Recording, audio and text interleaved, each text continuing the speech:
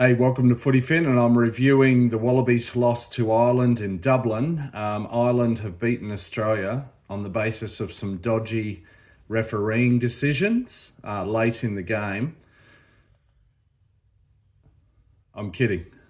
Ireland have beaten Australia fairly by a massive margin, 46 points to 19.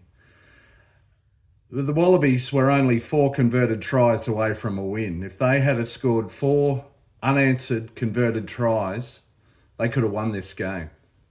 That's how close it was.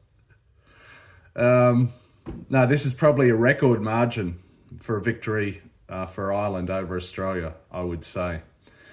One positive is that Australians scored 6 tries in this game. Irishmen scored 3. Thanks to Aussie Mac Hansen playing in the green number 15 jersey. Born and raised in Australia, Australia under-20s player, started his professional rugby career with the ACT Brumbies in Australia before moving to Ireland. Scored a hat-trick in the first 27 minutes of the game. And Wallabies players got 3 tries to make it 6. Mac Hansen does have an Irish mother, and he bases himself in Galway with the Connacht team these days. So that's his choice. Fair play. Well done, Mac Hansen. But yeah, look, no, there really are not a great deal of positives for Australian fans to take away here. I think what was very telling is that Ireland started to get away in the final quarter of the match.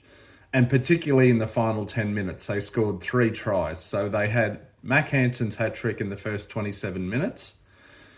And then they didn't score a try again until the 70th or 71st minute. But then they came away with it, 3 tries in the final 10 minutes. And that, I think, really helps to demonstrate the fatigue that the Wallabies are under after a long season. This isn't the only factor contributing to this loss, but it is a factor, I would say, is fatigue. Nick Frost got a yellow card. He came off the bench, I think, the lock, and got a yellow card somewhere in that final 10 minutes. That also didn't help. Australia did manage to score a try in that final 10 minutes as well.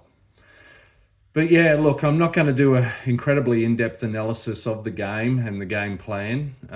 You can have a look at Mark over on 2 Cents Rugby for more of that if you like. I'd recommend that channel.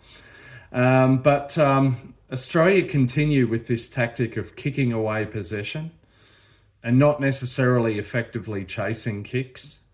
And they continue to turn down opportunities for 3 points from penalty kicks at poles. It has worked once or twice in the past, but at this kind of level and in this autumn international series, playing in Dublin on a wet, wintry night, I don't think it's the best approach, and it didn't pay off for them, did it?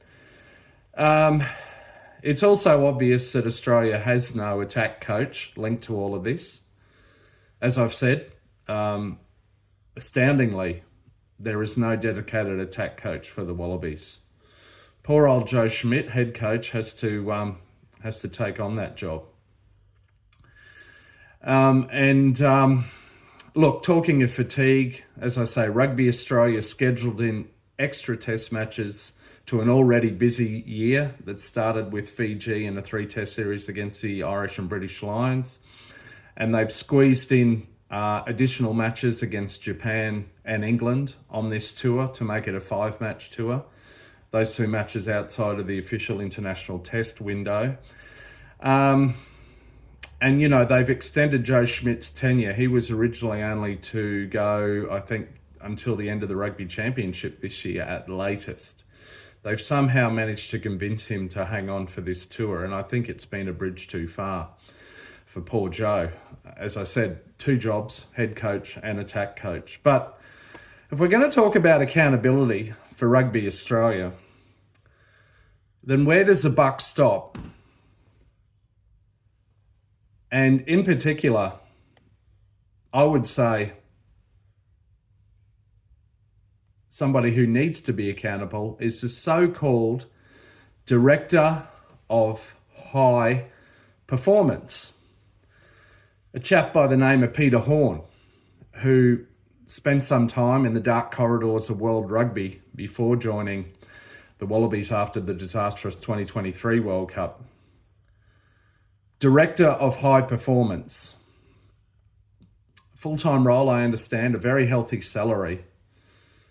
Yet there is no high performance. Let's be clear about this. There is no high performance happening.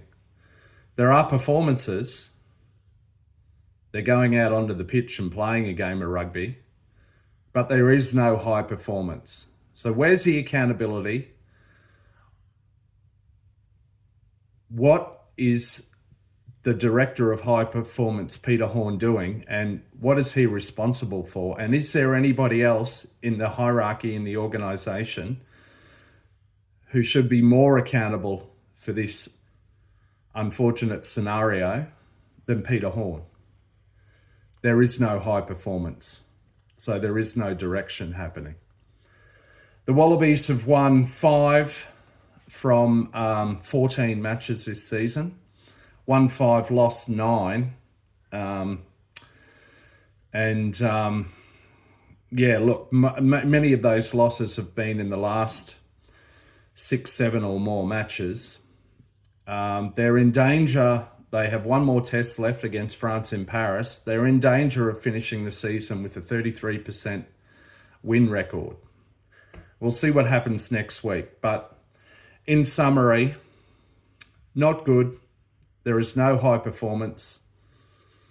The Director of High Performance at Rugby Australia, Peter Horn, amongst others in the executive, should be accountable. It shouldn't all be pinned on poor old Joe Schmidt. But yeah, it's not great. It's not great. On that note, I'm going to go and stick my head in a rolling maul. And let's hope for a somewhat better performance next week against France. Although I did say similar a week ago, didn't I? Anyway, till next time, enjoy this Autumn Nations series season. All right, see ya.